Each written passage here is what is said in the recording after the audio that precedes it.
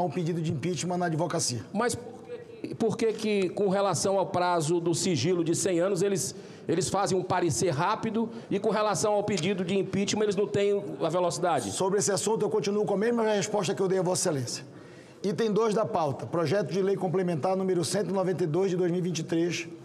de autoria da deputada Dani Cunha, que altera a lei complementar número 64 de 1990 e a lei número 9.504 de 1997, lei das eleições. Pareceres número 76 de 2024, da Comissão de Constituição e Justiça e Cidadania, relator da matéria foi Sua Excelência o senador Everton, foi favorável ao projeto, com as emendas de número 13 e 14, registro que são emendas de redação, e também contrários às emendas de número 1 a 12, e também o parecer de número 147 de 2024, parecer de plenário, da lavra de Sua Excelência o senador líder Everton, que foi contrário às emendas de número 15 a 22 apresentadas. Durante a discussão, peço atenção do plenário, durante a discussão, o relator, senador Everton, acatou a adequação redacional no texto da linha E do inciso 1 do artigo 1º da Lei Complementar número 64 de 1990, contido no artigo 2 do projeto. A proposta foi apresentada pelo senador Sérgio Moro, a ser incluída na redação final da matéria.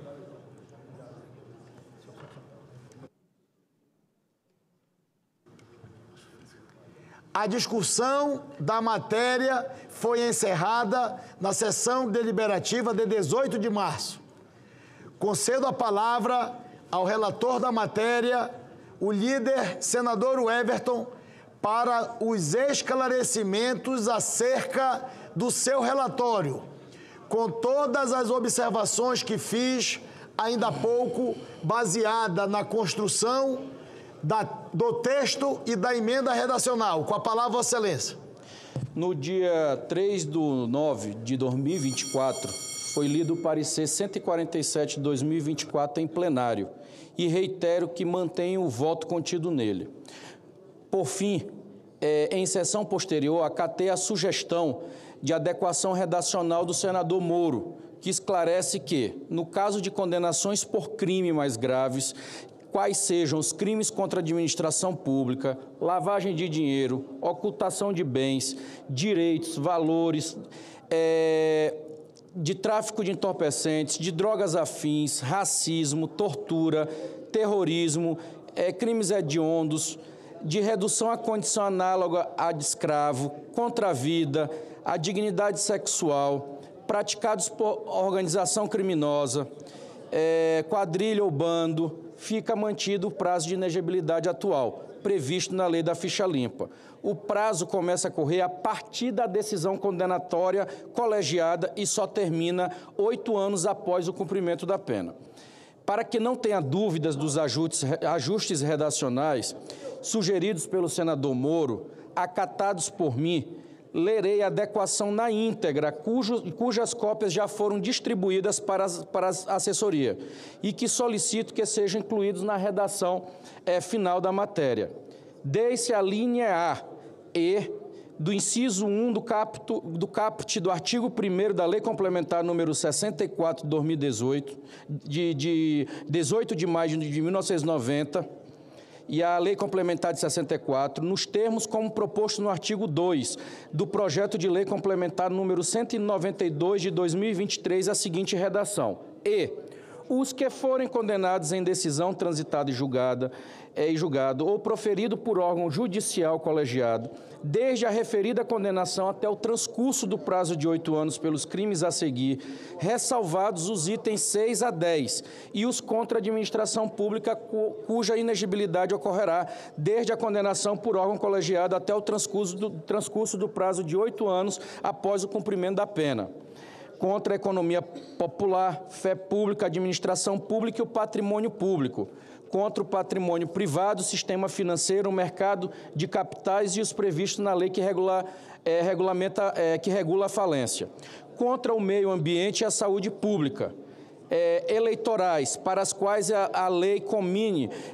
pena privativa de liberdade, de abuso de autoridade, nos casos em que houver condenação à perca do cargo ou inabilitação para o exercício da função pública, lavagem e ocultação de bens, direitos e valores, tráfico de entorpecentes e drogas afins, racismo, tortura, terrorismo e crimes hediondos, de redução à condição análoga de escravo, contra a vida e a dignidade sexual, praticados por organização criminosa, quadrilha ou bando. Por fim, no dia 26 de agosto, senhor presidente, foram recebidas em plenário sugestões de senadores com o objetivo de esclarecer que não houve, por parte da Câmara dos Deputados, a intenção de aplicar o limite de 12 anos de inegibilidade à soma de condenações por diferentes tipos de crime. A interpretação correta é de que esse limite se refere exclusivamente a condenações por improbidade administrativa. Condenações por outros crimes, como eleitorais, penais, entre outros, não devem ser considerados nessa contagem. Trata-se de mera alteração técnica legislativa, a fim de garantir maior clareza e precisão à futura lei, em atendimento ao previsto no artigo 11 da Lei Complementar número 95 de 1998. Com base a essas manifestações, foi redigida a nova versão da adequação redacional para melhor refletir esse entendimento, que solicito que sejam incluídos na redação final da matéria o seguinte teor: desde ao parágrafo 8 e parágrafo 9 do artigo 1 da Lei Complementar de 64, de 18 de maio de 90, com redação dada pelo artigo 2 do Projeto de Lei Complementar número 192 de 2023, a seguinte redação: durante, parágrafo 8º, durante o transcurso do prazo de inegibilidade decorrente de improbidade administrativa, o acúmulo com eventuais condenações posteriores que impliquem na restrição à capacidade eleitoral passiva deve ser unificado para atender o limite máximo de 12 anos, observado o disposto no parágrafo 4º. Parágrafo 9º. Os efeitos decorrentes da regra prevista no parágrafo 8º deste artigo aplicam-se aos casos em curso nas esferas judiciais e administrativas, bem como a quem já esteja enquadrado em hipótese legal de suspensão dos direitos políticos. Então, eram essas considerações, senhor presidente, que eu gostaria de fazer para melhor esclarecer o plenário e também a mesa dessa casa. Presidente. Pois não, senador Moura. Presidente, na esteira dos esclarecimentos feitos pelo ilustre relator, senador Everton, eu gostaria só também, já que participei dessa conversação, de destacar que nós estamos preservando a essência da lei da ficha limpa com as emendas que foram aqui acolhidas, redacionais, porque preserva-se, né, as regras atuais, que é a inegibilidade após o cumprimento de pena, de 8 anos, para aquelas modalidades de crimes mais graves. Nós vimos, senador Everton, na semana passada, o risco que nós temos se nós não colocarmos um muro entre o mundo do crime